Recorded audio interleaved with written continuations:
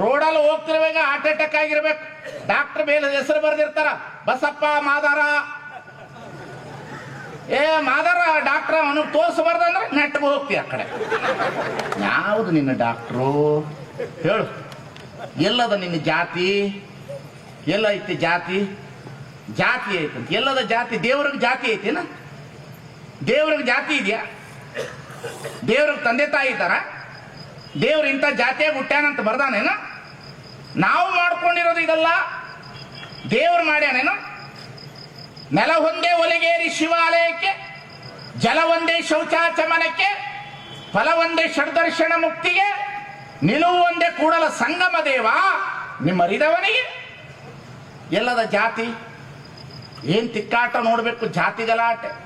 ನನ್ನ ಜಾತಿ ಮೇಲೋ, ನನ್ನ ಜಾತಿ ಕೆಳಗ. ನಾನು ಮ್ಯಾಗನೆ ಹುಟ್ಟಿನಿ, ನೀ ಕೆಳಗೆ ಹುಟ್ಟಿದ್ಯಾ ತಮ್ಮ. ಮ್ಯಾಗ ಹುಟ್ಟಿಲ್ಲ, ಕೆಳಗೆ ಹುಟ್ಟಿಲ್ಲ, ಎಲ್ಲ ಮನುಷ್ಯರು ಒಂದೇ ರೀತಿಯಾಗಿ ಹುಟ್ಟಾರ. ಊಟ ಮಾಡುವಾಗ ಮೇಲಿನ ತುತ್ತು ಹಾಕಿರ್ತೀವಲ್ಲ ಊಟ ಬಾಯಿಗೆ, ಮೇಲಿನ ತುತ್ತು ಕೆಳಗೆ ಹೋಗಬೇಕು. ಕೆಳಗೆ ಹೋಗ್ಲಿಲ್ಲ ಅಂದ್ರೆ ಮೇಲ್ ಹೋಗ್ಬೇಕಾಗ್ತದ ನೆಟ್ಟಗ ತಮ್ಮ. ಬಿಟ್ಟು ಬಿಡು ಇಂಥವಲ್ಲ ನಾಟಕ, ಬಿಟ್ಟು ಬಿಡು. ಈ ಜಗತ್ತಿನಲ್ಲಿ ಇಂಥ ಬೂಟಾಟಿಕೆಯನ್ನು ಬಿಡು, ಇಂಥ ನಾಟಕ ಬಿಡು ನೀನು. ಜಾತಿ ಜಗತ್ತಿನಲ್ಲಿ ಯಾವುದು ಗಟ್ಟಿ ಹಿಡಿಯೋದಿಲ್ಲ. ಬುದ್ಧ ಕ್ಷತ್ರಿಯನಾಗಿ ಹುಟ್ಟಿದ, ಮಹಾವೀರ ಕ್ಷತ್ರಿಯನಾಗಿ ಹುಟ್ಟಿದ, ಬಸವಣ್ಣ ಬ್ರಾಹ್ಮಣನಾಗಿ ಹುಟ್ಟಿದ, ಸ್ವಾಮಿ ವಿವೇಕಾನಂದ ಕಾಯಸ್ಥರನಾಗಿ ಹುಟ್ಟಿದ. ಜಾತಿಯನ್ನು ಮೀರಿ ಬದುಕಿದ್ರು, ಧರ್ಮವನ್ನು ಮೀರಿ ಬದುಕಿದ್ರು ಈ ಸಮಾಜದಲ್ಲಿ. ಇವತ್ತು ಹಳ್ಳಿಗಳಲ್ಲಿ ಜಾತಿಯ ಗಲಾಟೆಗಳು, ಧರ್ಮಗಳ ಗಲಾಟೆಗಳು, ಇವೆಲ್ಲವನ್ನು ಮೀರಿ ಬದುಕಬೇಕು ಇವತ್ತು ನಮ್ಮ ಹಳ್ಳಿ. ಇವೆಲ್ಲವನ್ನು ಮೀರಿ ಇವತ್ತು ಬದುಕಬೇಕು. ಬಸವಣ್ಣ ಅದಕ್ಕಾಗಿ ಬಂದ ಈ ಜಗತ್ತಿನಲ್ಲಿ, ಬಸವಣ್ಣ ಅದಕ್ಕಾಗಿ ಹುಟ್ಟಿದ ಈ ಜಗತ್ತಿನಲ್ಲಿ. ಅದಕ್ಕಾಗಿ ಕುವೆಂಪು ಬರೆದ್ರ ಬಸವಣ್ಣನವರ ಬಗ್ಗೆ, ಕಾರ್ತಿಕದ ಕತ್ತಲೆಯಲ್ಲಿ ಆಕಾಶ ದೀಪವಾಗಿ ನೀ ಬಂದೆ, ಬಟ್ಟೆಗೆಟ್ಟವರಿಗೊಂದು ದೊಂದಿದಕ್ಕಾಗಿ 8 ಶತಮಾನಗಳಿಂದ ಓ ಅಧ್ಯಾತ್ಮ ಕ್ರಾಂತಿ ವೀರ, ದೇವ ದಯವೊಂದೇ ಧೀರ ಅವತಾರ ಶ್ರೀ ಬಸವೇಶ್ವರ. ಎಲ್ಲಿದ್ದೀವಿ? ಬಸವಣ್ಣ ಹುಟ್ಟಿದ ನಾಡಿನಲ್ಲಿ ಬಸವಣ್ಣನ ಪರಿಚಯ ಇದೆಯಾ ನಮಗೆ? ನಮಗಿಲ್ಲ. ನಮಗ ಬಸವಣ್ಣನ ಪರಿಚಯನೇ ಇಲ್ಲ. ನಮಗ ಏನು ಬಸವಣ್ಣ? ಬಸವಣ್ಣನವರ ಬಗ್ಗೆ 400 ಅಧಿಕೃತವಾದ ಗ್ರಂಥಗಳು, 10,000 ಪುಸ್ತಕಗಳು. ಪುರಾಣದಲ್ಲಿ ಬಸವಣ್ಣ, ವಚನದಲ್ಲಿ ಬಸವಣ್ಣ, ಕಾವ್ಯದಲ್ಲಿ ಬಸವಣ್ಣ, ಗದ್ಯದಲ್ಲಿ ಬಸವಣ್ಣ, ಪದ್ಯದಲ್ಲಿ ಬಸವಣ್ಣ. ಎಂಥವನು ಬಸವಣ್ಣ? ಎಂಥವನು ಬಸವಣ್ಣ? 300 ಜನ ಸೂಳೇರನ ಶರಣೆಯರನಾಗಿ ಮಾಡ, 12,000 ಜನ ವೇಶ್ಯರನ ಶರಣೆಯರನಾಗಿ ಮಾಡ. ಯಾರು ಬರಲಿ ನಮ್ಮವನು ಅಂದ, ಯಾರು ಬರಲಿ ಇವನು ನಮ್ಮವನಂದ. ಮಾದಾರ ಚೆನ್ನಯ್ಯನ ಮಗ ನಾನು ಅಂತಂದ. ಯಾಕಾಗಿ ಬಂದ ಈ ಜಗತ್ತಿನಲ್ಲಿ ಬಸವಣ್ಣ?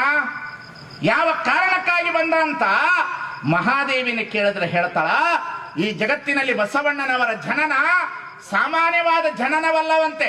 ಅದಕ್ಕಾಗಿ ಮಹಾದೇವಿ ಹೇಳ್ತಾಳ, ಬಸವಣ್ಣ ಎದಕ್ಕಾಗಿ ಹುಟ್ಟಿ ಬಂದ ಈ ಜಗತ್ತಿನಲ್ಲಿ ಅಂದ್ರೆ, ಶಿವ ಶಿವ ಆದಿ ಅನಾದಿಗಳೆಂಬೆರಡಿಲ್ಲದ ನಿರವಯ ಶಿವ ನಿಮ್ಮ ನಿಜವನಾರಯ್ಯ ಬಲ್ಲರು. ವೇದಂಗಳಿಗೆ ವೇದ್ಯನು, ಶಾಸ್ತ್ರಗಳಿಗೆ ಸಾಧ್ಯನು, ಪುರಾಣ ಕಗಮ್ಯನು, ಆಗಮಕ್ಕೆ ಗೋಚರನು, ತರ್ಕಕ್ಕೆ ವಾಗ್ಮನಾತೀತವಾಗಿಪ್ಪ ಪರಶಿವಲಿಂಗವನು. ಕೆಲವರು ಸಕಲನೆಂಬರು, ಕೆಲವರು ನಿಷ್ಕಲನೆಂಬರು. ಈ ಬಗೆಯ ಭಾವದಿಂದ ಹರಿ, ಬ್ರಹ್ಮ, ಇಂದ್ರ, ಚಂದ್ರ, ಕಾಲ, ದಕ್ಷ, ದೇವ, ದಾನವ, ಮಾನವರೆಲ್ಲರೂ ಕಾಣಲರಿಯದೆ ಭವಭಾರಿಗಳಾಗಿ ಹೋದರು. ಈ ಪರಿಯಲ್ಲಿ ಭವಭಾರಿಗಳಾಗಿ ಹೋಗಬಾರದೆಂದು ಸಂಗನ ಬಸವಣ್ಣ ಜಗದಿತ್ಯಾರ್ಥಕ್ಕಾಗಿ ಮರ್ತ್ಯಕವತರಿಸಿದ. ಈಗ ಬಂದ ಬಸವಣ್ಣ. ಬಸವಣ್ಣ ಯಾರ ಪರವಾಗಿ ಬಂದ? ಹೆಣ್ಣು ಮಕ್ಕಳ ಪರವಾಗಿ ಬಂದ, ಹೆಣ್ಣು ಮಕ್ಕಳ ಧ್ವನಿಯಾಗಿ ಬಂದ, ಮೂಢನಂಬಿಕೆಯನ್ನು ತೆಗಿಲಿಕ್ಕೆ ಬಂದ, ಅಜ್ಞಾನವನ್ನು ತೆಗಿಲಿಕ್ಕೆ ಬಂದ, ಸುಜ್ಞಾನದ ಕೆಳಗೆ ಬಂದ. ನೋಡಬೇಕು ಏನು ಮೂಢನಂಬಿಕೆ ನಮ್ಮ ಜನರಲ್ಲಿ, ಏನು ಮೂಢನಂಬಿಕೆ. ಎಡಗಾಲು ಕನಿಷ್ಠ, ಬಲಗಾಲು ಶ್ರೇಷ್ಠ. ಮದುವೆ ಮಾಡಿಕೊಂಡು ಬಂದು ಹೆಣ್ಮಗಳು ಎಡಗಾಲ ಹಾಕ್ತಾಳೋ, ಬಲಗಾಲ ಹಾಕ. ಇನ್ನು ಮೇಲೆ ಮದುವೆ ಆದ ಹೆಣ್ಮಗಳು ಎಡಗಾಲ ಹಾಕ್ಬೇಡ್ರಿ, ಬಲಗಾಲ ಹಾಕ್ಬೇಡ್ರಿ, ಕಪ್ಪೆ ಹಾರ್ದಂಗ ಹಾರಿಬಿಡ್ರಿ, ಹಾರಿಬಿಡ್ರಿ ಜಗತ್ತು.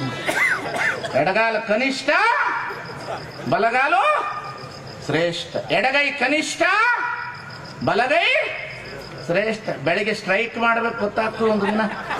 ನಿಮ್ಮ ಕೈಗಳಲ್ಲ, ಎಡಗೈ ಕನಿಷ್ಠ ಅಂತ, ಶತಶತಮಾನದಿಂದ ಎಡಗೈ ಕನಿಷ್ಠ ಅಂದಂತಹ ಈ ರಾಷ್ಟ್ರದೊಳಗಡೆ ಬಸವಣ್ಣ ಎಡಗೈಯನ್ನ ಲಿಂಗದ ಗದ್ದಿಗೆ ಆಗಿ ಪರಿವರ್ತಿಸಿದ ಅನ್ನತಕ್ಕಂಥದನ್ನ ಅರ್ಥ ಮಾಡಿಕೊಳ್ಳಬೇಕಾಗಿದೆ. ಎಡಗೈ ಕನಿಷ್ಠ ಅಂತ